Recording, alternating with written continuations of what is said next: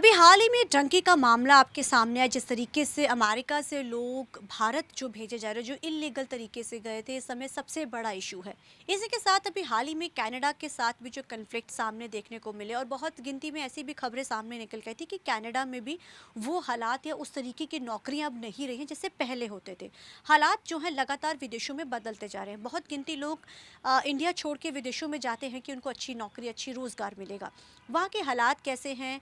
क्या कनाडा से भी डंकी रूट से लोग पहुंचते कनाडा में? बड़े सवाल जो लोगों के जहन में अक्सर होते हैं। आज हमारे साथ बात करने के लिए कनाडा के ही एक सरकारी उसमें अदारे में काम करने वाले हैं और कनाडा के मसलों पे अक्सर वो बोलते भी हैं और बहुत अच्छे सीनियर जर्नलिस्ट हैं कनाडा के ही, जसप्रीत, जो कनाडा से इंडिया आए। आज हम उनसे कनाडा के हालातों के बारे में सबसे पहले हम जानेंगे।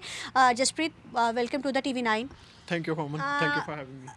आपसे ये जानना चाहेंगे, अक्सर हम कनाडा का जब जिक्र आता है, चाहे अमेरिका, अभी सबसे ज़्यादा जो इशू बना हुआ डंकी का बना हुआ। सबसे पहले थोड़ा सा हम डंकी के बारे में जानना चाहेंगे कि कनाडा में भी लोग, क्योंकि लोगों के मनों में क्यूरियोसिटी है कि अमेरिका का तो इशू हमारे सामने आया क्योंकि वहाँ पे लोगों ने आके चीज़ें बताई। कनाडा में सबसे ज़्यादा इंडियंस जाते हैं, वहाँ के कैसे हालात हैं? क्या वहाँ पर भी कोई डंकी रूट वगैरह है? अमन, कनाडा के लिए तो डंकी रूट नहीं है क्योंकि कनाडा की जो इमिग्रेशन पॉलिसी रही है वो हमेशा से ही बहुत ही प्रो और लिबरल रही है। वहाँ पे Canada is a land of opportunity कहा जाता था, Canada is a land of acceptance कहा जाता था। और कनाडा का तो शुरू से ही जो इकॉनमी जो स्ट्रांग रही है उनकी, वो रही है इमिग्रेशन के ऊपर ही। क्योंकि कनाडा के अगर आप आंकड़े निकाल के देखें या डेटा निकाल के देखें, वहाँ पे जो कनाडा का ऑफिशियल डाटा जो स्टैट कनाडा ने रिलीज़ किया है, वहाँ पे हर 5वां आदमी इमिग्रेंट है। और कनाडा की जो टोटल जहाँ पे जितनी भी पॉपुलेशन है उसमें कभी ना कोई व्यक्ति इमिग्रेंट रहा है। क्योंकि उनकी जो अपनी नेटिव लोग थे, उनकी जो पॉपुलेशन है वो तो बहुत ही सीमित थी। वो तो कॉलोनाइज होने के कारण ब्रिटिश एम्पायर ने ही बसाया था। तो वहाँ पे जब वर्ल्ड वार 2 हुई थी, उसके बाद जो जितने यूरोपियन कंट्रीज़ थे, जब नाजिस ने अटैक किया था, वो भाग कर सारे कनाडा आ गए थे for the safe haven, for their safety and prosperous life.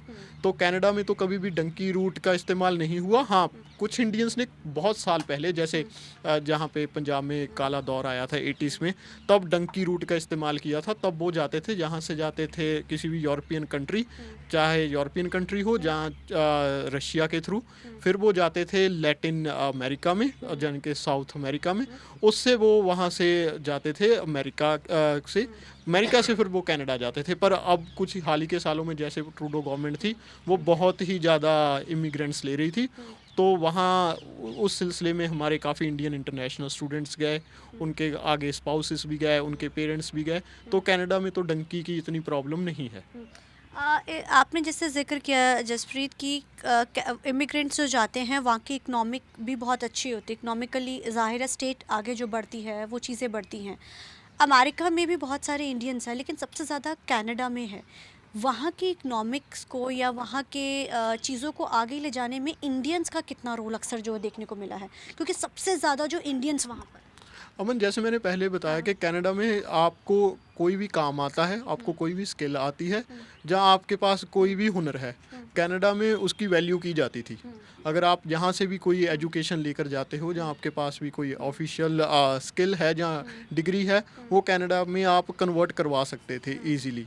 पर हाल ही के सालों में हुआ ऐसा है कि वहाँ पे बहुत ज़्यादा इमिग्रेशन हुई।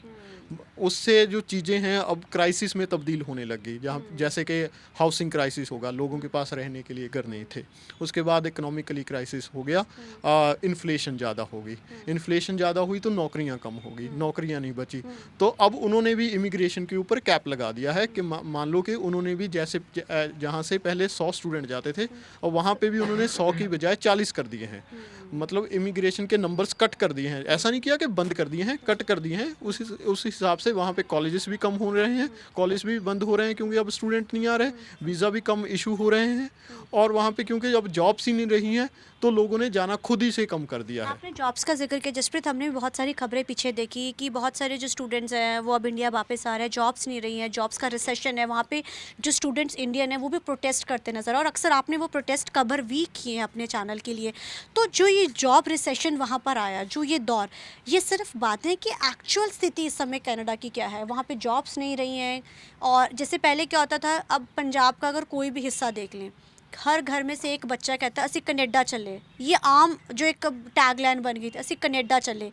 कनाडा का रुख इतना बच्चों ने किया, वहाँ पे जॉब्स का इतना इश्यूज जो आए हैं कि वाकई में वहाँ के हालात बदल गए। और कैसे बदले और बदलने का सबसे बड़ा रीज़न क्या रहा है, और किस तबके में वो चीज़ें बदलती जा रही हैं? अ, हालात तो ज़रूर अमन बदले हैं, क्योंकि अगर आपके पास कैपेसिटी है 10 लोगों को अकोमोडेट करने की, आप 20 बुला लोगे तो चीज़ें तो बदलेंगी। जैसे जॉब का रिसेशन आ गया है, जैसे हाउसिंग का क्राइसिस आ गया है, इकोनॉमिकली कनाडा आपकी अब बोझ देती नहीं रही। उसके बाद कनाडा के इंटरनली कॉन्फ्लिक्ट्स काफ़ी हो गए हैं। उसके बाद एक्सटर्नली कॉन्फ्लिक्ट्स भी हो गए हैं, क्योंकि कनाडा को कोविड ने काफ़ी हिट किया। उसके बाद कैनेडियन गवर्नमेंट क्योंकि नेटो में अलाइंड थी, तो उसको यूक्रेन और रशिया में जो वॉर चल रही थी उसने हिट किया। फिर गाज़ा में जो इज़राइल और हमास की वॉर चल रही थी उसने हिट किया। फिर उसके बाद अब यूएस में गवर्नमेंट चेंज हो गई है, तो जो वहाँ के प्रेसिडेंट हैं, यूएस प्रेसिडेंट हैं मिस्टर डोनाल्ड ट्रंप, उन्होंने बोला कि हम टैरिफ लगा देंगे। तो कनाडा अपने ही इंटरनली और एक्सटर्नली दोनों चीज़ों से काफ़ी जूझ रहा है। उसके बाद जब उनके पास अपने इंटरनली और एक्सटर्नली चीज़ों को हैंडल करने की कैपेसिटी नहीं बची, कैपेबिलिटी नहीं बची, तो वहाँ के जो प्रधानमंत्री थे जस्टिन ट्रूडो, उनका अपनी ही पार्टी में विरोध हो रहा था, तो उन्होंने इस्तीफ़ा दे दिया। अब वहाँ पे चीज़ें इतनी ख़राब हो चुकी हैं कि स्टूडेंट्स को जॉब मिलना काफ़ी मुश्किल हो चुका है। मैं ऐसे नहीं कह रहा कि जॉब नहीं है, पर मिलना बहुत मुश्किल हो गया है, क्योंकि जो जर्नल लेबर है वो तो बिल्कुल ही ख़त्म हो चुकी है। अगर आपके पास कोई स्पेशल स्किल है, जैसे आप प्लम्बर हो, आप मैकेनिक हो, आप कारपेंटर हो, फिर आपको जॉब मिल जाएगी। पर अगर आप जाओगे कि मुझे रेस्टोरेंट में जाके वेटर की जॉब चाहिए, वेयर हाउस में जाकर जनरल लेबर की जॉब चाहिए, वो अब बिल्कुल समाप्त हो चुकी है वहाँ पे। बच्चे यहाँ से जो कनाडा जाते हैं, जॉब्स का जिक्र किया, इंडिया में रहकर हम वो जॉब्स नहीं करते, लेकिन कनाडा जॉब में जाकर हम हर तरीके की जॉब करने को तैयार होते हैं। आप भी कनाडा ही गए थे यहाँ से, इतना वहाँ जाके वो चीज़ें बच्चे कैसे कर ले, तो जो चीज़ यहाँ नहीं कर पाते, क्योंकि इंडिया में रह के भी तो हम वो काम कर सकते हैं। क्योंकि ऐसा है ना, कनाडा को ग्लोरीफाई और ग्लैमराइज इस तरह से किया गया है। क्योंकि कनाडा में चाहे आप मिनिमम वेज रेट पे भी जॉब करते हो, आप मैकडॉनल्ड में खाना खा सकते हो, आप ब्रांडेड शूज़ पहन सकते हो, आप ब्रांडेड गाड़ियाँ ले सकते हो, आप कार ले सकते हो। इंडिया में आप मिनिमम वेज रेट पे ऊपर आपका ब्रेड एंड बटर है, जो आपकी रोजी रोटी है, वही कमाना मुश्किल हो जाता है। क्योंकि उन्होंने एक अपने स्टैंडर्ड नॉर्म्स फिट किए हुए हैं कि अगर आप मिनिमम वेज रेट पे भी काम करोगे, आपका ब्रेड एंड बटर और जो आपकी कंफर्ट लाइफ है वो चल जाएगी। इंडिया में ऐसा नहीं है। बाकी कनाडा को जो पंजाब से लोग गए थे, जो गांव देहात के लोग थे, जिन्होंने कभी शहर की आबो हवा नहीं देखी थी, शहर की नौकरियां नहीं देखी थी, शहर में जो ब्यूरोक्रेसी होती है, जहाँ एडमिनिस्ट्रेशन लेवल की जॉब्स होती हैं, वो नहीं की थी, तो गांव के लोग जब एकदम कनाडा गए तो वहाँ पे जाके वो अमीर हो गए, तो उनको देख के और भी प्रवास हुआ वहाँ पे। इसलिए कनाडा ग्लोरीफाइड और ग्लैमराइज्ड बहुत ज़्यादा हुआ, बजाय कि वहाँ पे जो स्किल सेट थे उनको इम्प्रूव किया हमारे लोगों ने। इंडियंस के लिए एक परसेप्शन है कि उनमें वो हर काम करने की कैपेबिलिटी भी होती है, वो हर काम कर भी लेते हैं। और अक्सर कहा जाता है कि जो इंडियन लोग होते हैं उनकी स्टडी इस तरीके की यहाँ पे इतनी टफ और डिफ़िकल्ट होती है कि बच्चे बड़ा शार्प होकर वहाँ पहुँचते हैं। आमतौर पर जो पढ़े लिखे होते हैं, वहाँ पे जॉब्स का क्या लेवल है, कि इंडियंस ज़्यादा गिनती में वहाँ पर जॉब्स इस समय अच्छी अच्छी पोस्टों पर है? जी हाँ अमन, ऐसा है कि कनाडा के हिसाब से जो इंडिया की पॉपुलेशन है वो बहुत ज़्यादा है। अब जब पॉपुलेशन इतनी ज़्यादा होगी तो जाहिर सी बात है कंपटीशन भी बहुत हाई लेवल का होगा। जहाँ पे जैसे यूपीएससी का एग्ज़ाम देख लो, सीए का एग्ज़ाम देख लो, जहाँ और भी जो सिविल सर्वेंट्स की जॉब निकलती है उनके एग्ज़ाम बहुत टफ होते हैं कंपैरेटिवली। जो कनाडा में है, कनाडा में जितनी पोस्ट होती थी उतने ही एप्लीकेंट्स होते थे पिछले सालों में, तो ईजिली जॉब्स लोग ले भी लेते थे। पर अब वहाँ पे भी स्थितियाँ बदल चुकी हैं। अगर आपके पास कोई सर्टन स्किल नहीं है, जहाँ आपके पास कोई ऐसी क्वालिफिकेशन नहीं है जो आपको दूसरों से यूनिक या डिफरेंट करे, तो वहाँ पे भी चीज़ें मुश्किल हो रही हैं। पर जो बाकी जो कनाडा की बात है, कनाडा में ऐसे है कि जो हमारे इंडियंस है ना, इंडियंस क्योंकि वो जाते हैं जैसे मैंने पहले किया, गांव देहात से जो लोग ज़्यादा जाते थे, they were belong to very poor peasant, किसानों परिवार से। तो किसान परिवार तो पहले से ही मेहनत करना जानते हैं, यहाँ पे इतनी मेहनत करते हैं रोजी रोटी के लिए, तो उनको वहाँ पे जाके इतनी स्ट्रगल नहीं लगती थी एज़ कम्पेयर टू जो शहरों से जहाँ पढ़े लिखे लोग जाते हैं उनसे। तो ट्रूडो के जो इस्तीफे के बाद जैसे वहाँ के हालात बदले, तो अभी की वहाँ की राजनीति का थोड़ा जिक्र किया जाए तो किस तरीके के हालात हैं? क्योंकि इंडियन राजनीति तो देखा ही है, लेकिन वहाँ का कैसे रहता है? जो वहाँ की गवर्नमेंट्स का कैसे लोगों पे कितना वो रहता है, किस तरीके के थोड़े डिफरेंट है इंडिया से? कनाडा की जो पॉलिटिक्स है वो कम्प्लीटली डिफरेंट है एज़ कम्पेयर टू इंडिया, क्योंकि वहाँ पे जो देखो ना वो जो आम लोगों की रुचि है वो पॉलिटिक्स में बहुत ही ज़्यादा कम होती है। जहाँ पे जब वोटिंग भी होती है तो वोटिंग भी होती है ज़्यादा से ज़्यादा मैक्सिमम 30%, 33%। जो इलेक्शंस होते हैं वो पता ही नहीं लगता कि कब इलेक्शन हुए, कब इलेक्शन गए। और कोई रैलीज नहीं होती, कोई बड़े साइन बोर्ड्स नहीं होते, कोई बड़े रोड शोज़ नहीं होते, ज़्यादातर ऑनलाइन ही वोटिंग हो जाती है। जैसे मैंने पहले बताया 25% से लेकर 35% तक वोटिंग टर्नआउट होता है। फ़िलहाल जब अब जस्टिन ट्रूडो गए हैं तो अब वैसे तो ऑफिशियली इलेक्शन अक्टूबर में होनी है।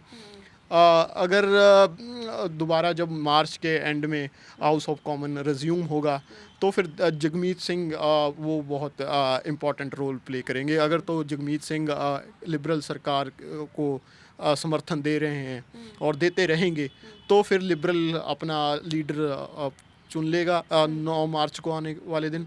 उस दिन शायद जो अभी जो स्ट्रॉन्ग कंटेंडर माने जा रहे हैं वो मार्क कार्नी है इंडियंस का, हाँ। और क्रिस्टिया फ्रीलैंड है जो डिप्टी प्राइम मिनिस्टर थी। उन दोनों में से कोई ना कोई प्राइम मिनिस्टर बन सकता है।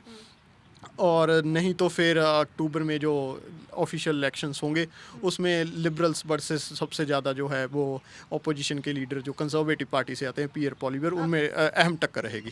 इंडियंस का भी बड़ा अच्छा रोल है वहाँ पे देखने को मिलता है। अब भी जो रेस में भी जो प्रधानमंत्री वहाँ के जो बनने की रेस में वो भी एक इंडियन ओरिजिन लड़की ही बताई जा रही हाँ जी, उसका नाम रूबी डल्ला है। वो काफ़ी एक्टिव रही है। वो फर्स्ट साउथ एशियन वुमेन थी जो एमपी बनी थी। वो ब्रैम्पटन में एक राइडिंग थी, अब तो उसका नाम बदल के ब्रैम्पटन नॉर्थ कर दिया गया है। पहले वो राइडिंग थी ब्रैम्पटन स्प्रिंगडेल, वहाँ से जीती थी और 2011 तक वो एमपी रही। पर 2011 के बाद वो एक्टिव पॉलिटिक्स में सरगर्म नहीं रही। उसके बाद ना जाने क्यों उन्होंने पॉलिटिक्स छोड़ दी, वो बता सकती हैं। पर अब जब फिर से लिबरल लीडर्स ढूंढ रहे हैं अपना नया, तो उन्होंने भी अपनी नॉमिनेशन फाइल की है। बट लेट्स सी आगे क्या होता है, क्योंकि इससे पहले इंडियन मूल की अनीता आनंद का भी नाम चल रहा था। वो भी कैबिनेट मिनिस्टर रही थी ट्रूडो के गवर्नमेंट में। उसके साथ साथ एक हमारे इंडियन मूल के एमपी थे, उनका नाम था चंद्र आर्या। वो काफ़ी प्रो इंडिया और प्रो हिंदू बातें करते थे। उन्होंने भी अपनी नॉमिनेशन भरी थी पर पार्टी ने उनकी नॉमिनेशन रद्द कर दी थी।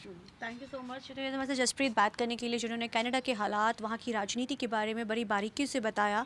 क्योंकि डंकी रूट जो है समय समय से चर्चा में है और यही चर्चा का विषय बना हो, लेकिन उन्होंने बताया कि कनाडा में आज नहीं कई साल पहले ऐसी चीज़ें होती थी, लेकिन वहाँ की जो पॉलिसीज़ हैं उसके चलते वहाँ पर ये चीज़ें नहीं देखने को मिली। कैमरामैन अलजिंदर के साथ चंडीगढ़ से TV9 की लमनप्रीत कौर।